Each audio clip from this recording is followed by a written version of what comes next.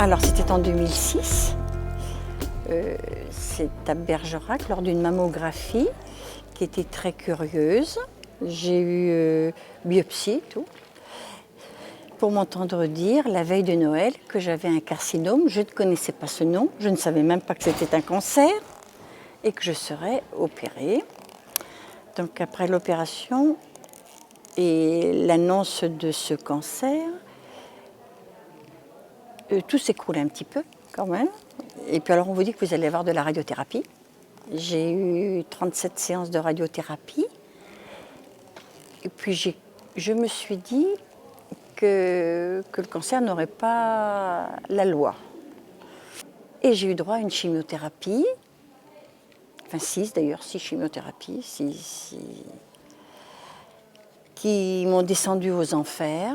J'ai perdu 17,4 kg, j'ai perdu des dents, j'ai perdu évidemment les cheveux, mais ça c'est tellement secondaire. Enfin, j'ai eu à peu près tout ce qu'on peut avoir comme effet secondaire. Mais j'ai eu une chance inouïe, pour deux choses. D'abord parce que mon mari était là, parce qu'il était là surtout dans les très mauvais moments, parce que je savais que je sentais sa présence. Et la deuxième personne, c'était mon oncologue. Moi, j'ai eu cette chance inouïe, c'était de rencontrer un monsieur, un grand monsieur, qui est resté humain, qui est à votre écoute et qui vous donne l'envie de vous battre. Alors là, vous vous battez contre vent et marée. Parce qu'il vous motive avec des mots que vous comprenez, qui ne sont pas des mots de la médecine. Et bien, vous avez envie de vous battre. Et vous vous battez comme un vieux chien. Vous vous battez. Vous vous battez. Et puis, 2 ans après, vous vous dites je suis là, j'ai envie de vivre. Vous vous dites je vais reprendre le travail.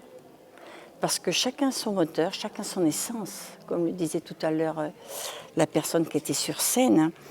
Moi, mon essence, pour que je fonctionne à fond, c'était retrouver toute l'envie, non seulement l'envie de vivre, mais l'envie d'exister, tout ce qui était les bienfaits de la ville, les amis, les repas,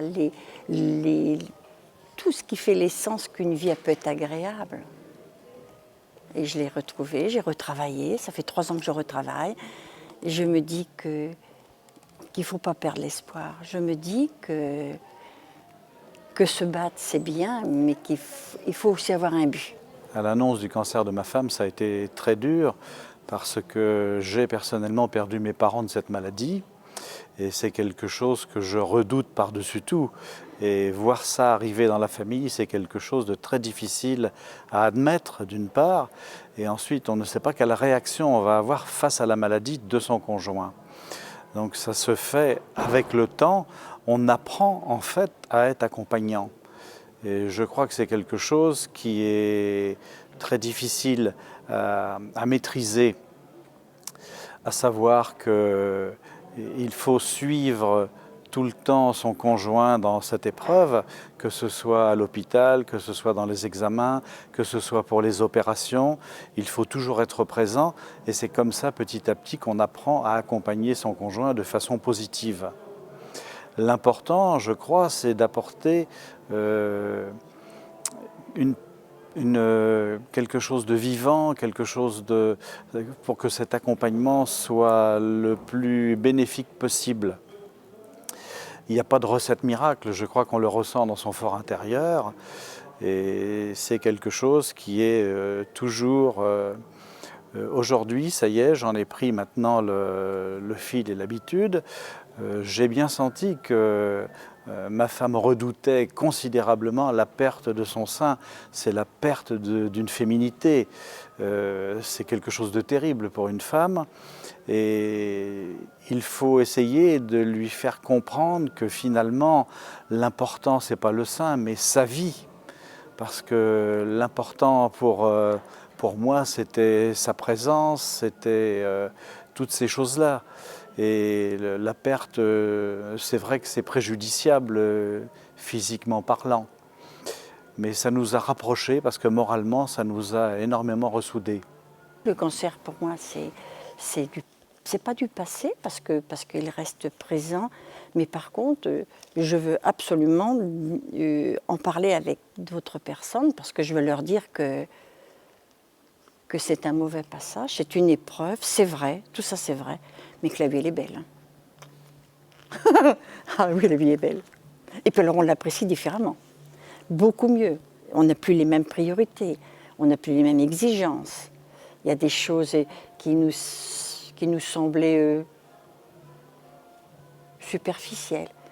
Et puis on s'est rendu compte qu'en fin de compte, c'est la base de plein de choses importantes. Le respect des autres, notre vie à nous tous les deux. Ça n'a plus du tout le même sens. Moi, je trouve que depuis cette saleté-là, on est complémentaires. On est bien plus complémentaires qu'avant. C'est mieux. C'est beaucoup mieux. Je crois que c'est une question d'amour après. Ouais. Hein